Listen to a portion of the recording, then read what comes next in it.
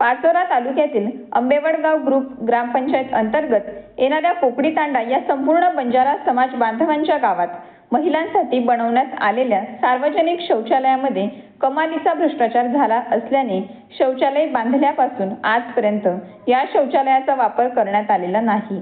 एका बाजूला हागणदारी मुक्त गाव योजना राबवण्यासाठी शासन लाखो नाही तर करोडो रुपये खर्च करत आहे, तर दुसरीकडे सत्ताधाऱ्यांनी शौचालयाची रक्कम खाऊन घेतल्याचा आरोप केला जात आहे।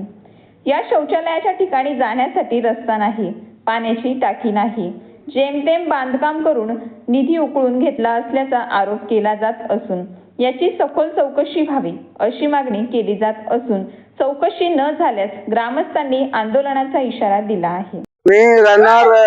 मी रणजित मेहता राठोड, राहणार पोकडी तांडा, पोस्ट आंबेवडगाव, पाचोरा तालुका, जिल्हा जळगाव। माझं म्हणणं असं आहे बा, आमच्या गावात सगळं संडासाचं काम बोगस झालंय पुरं। आणि एवढं डोक्या बरोबर अडचणमध्ये आमच्या बाया माणसं सगळं संडास करावं लागतो।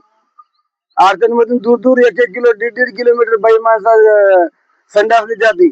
अडचण येते आमच्या बाया माणसाला सगळं। आमचं सगळं अपुरा काम झालंय पुरं। लई भ्रष्टाचार झाला ना हो। आम्ही गेलो पण कोणी पुकार घेत नाही, आमच्यासारख्या गरीब माणसाला कोणी पुकार घेतो।